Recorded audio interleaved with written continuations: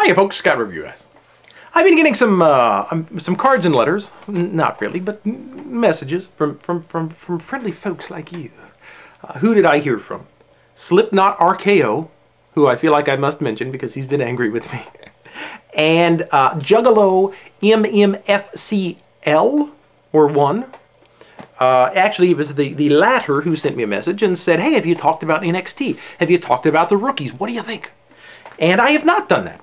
And so I think I will right now. I'll try to keep it brief. I haven't talked about it because the show has just been so hard for me to get a handle on, you know? Because on the one hand, it seems to be, it just feels like they're kind of making it up as they go along. And when they finally instituted 3 weeks ago those challenges, and I've been watching every week. It's not, and I don't hate it by any means, or else I wouldn't watch it. But they started doing these challenges to try to add more of the reality element into it, because they lost a lot of that, because there's very little reality in professional wrestling. I don't know if you realize that. So to make it a reality show, they had to do something, so they added the competitions. The barrel or the keg run was a lot of fun. The Talk the Talk challenge, bad move. Wade Barrett looked spectacular. Everybody else, I thought it was embarrassing, quite frankly. They should have planned that a little bit better.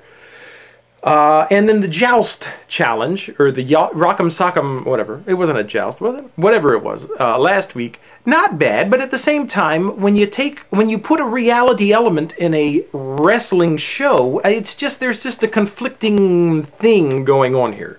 You know, there's not, yeah, it just doesn't, it's just a... You would think they would want to have more control over the product and the outcome. But that said, it's moving along swimmingly, I guess, and maybe the show is probably going to go away after SmackDown shows up in August, October, whenever that is.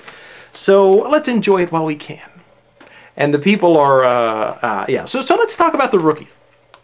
What do I think of the individual rookies? Well, let's begin with Michael Tarver. Michael Tarver.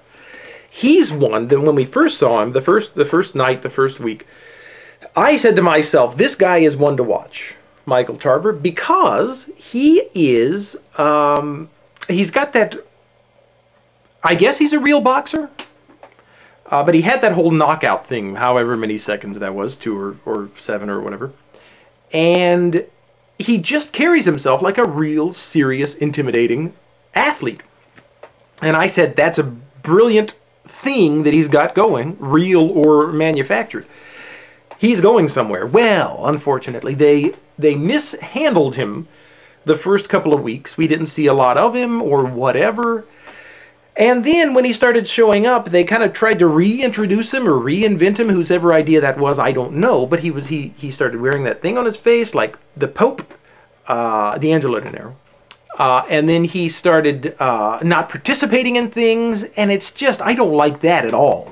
I really like the boxer gimmick as opposed to the whatever he's doing now. So he's just kind of languished. So I'm afraid I'm just disappointed in what's happened with Tarver. Next, we move on to Skip Sheffield, who's a similar case. Now, when I first saw Skip Sheffield, I said, that's my guy, right there, right there, right, hey. There, was pointing at him, right? To nobody in particular. I do that sometimes. I just point at the wall and start yelling at people.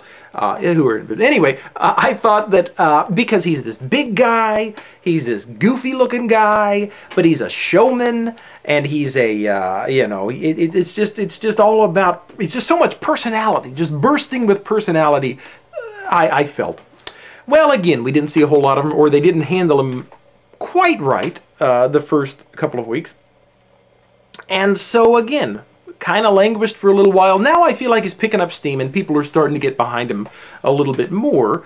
But yeah, I'm just still not quite as impressed as I thought I would be. So that's Skip Sheffield. Good, but you know, I wish them all the best. And a lot of times in the wrestling world, as we all know, an otherwise capable wrestler he could rise or fall based on how he's being handled. So I don't know if this is my problem with them as individuals or as performers, or with just the way everything's working out. That's a good thing to keep in mind when talking and thinking about things. Next we talk about, I've got 3 guys that I grouped together. Darren Young, Heath Slater, Justin Gabriel. Why did I group them? Because their connection with their pro is extremely important, I think, to the way they're being received. Darren Young, for the worse, he came out as a face. He was doing everything a face should do to sell himself as a face and to get the audience behind him. It wasn't working. Why? Because he was CM Punk's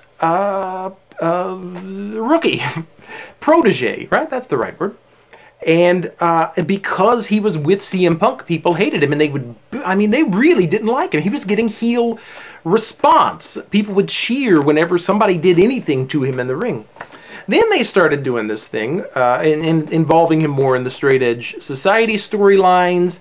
It's starting to feel a little bit better, but it just hasn't progressed right. So it's really hard, I think, for Darren Young to move forward because people are, they're just, you know, they haven't accepted him, again, the way he's been handled. It could very well be that he will finally get accepted by CM Punk only to, you know, do something to Punk, and he pushed Punk down that one time, but I think something bigger could happen.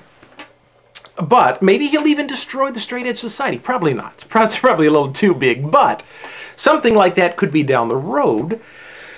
But until then, yeah, it's been rocky traveling, this Darren Young storyline. So, but I feel like there's something there, though. I just feel like there's something there. Had he not been paired with Punk, things might be a little bit different. Next, we have Heath Slater, who I am on the fence about. I mean, you know, my goodness. I see him, and I like him, and I'm happy to see him when he comes out. Then he starts doing that thing with his head.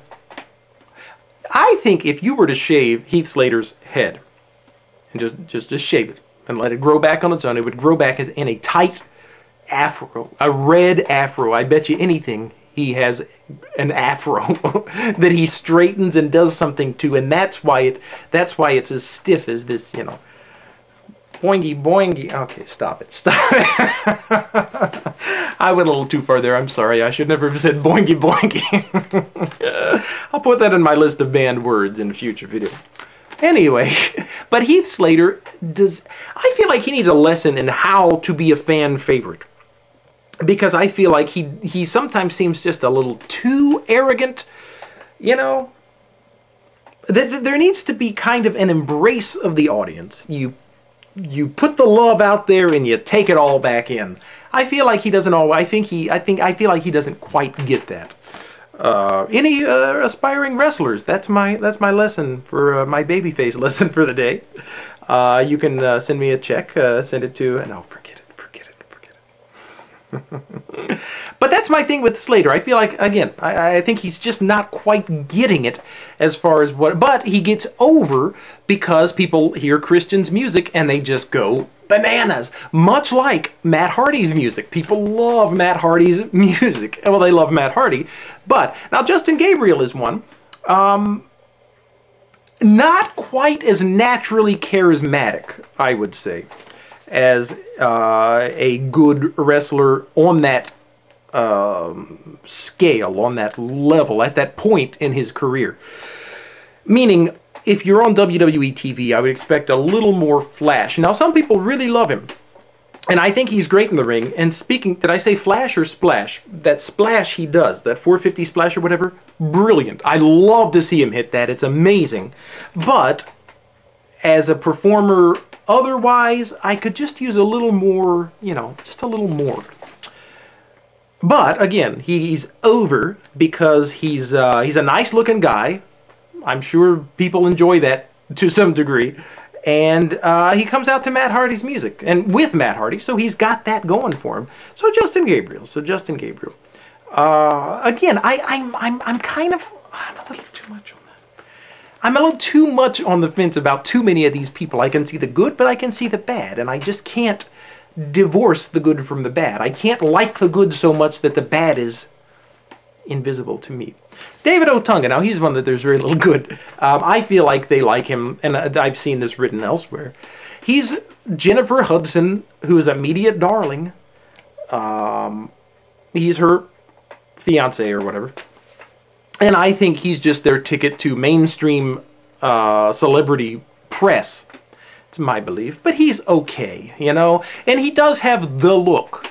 He has that Batista-esque look of being extraordinarily muscular. Just kind of... I can see why the people up top like him, but I don't like him that much.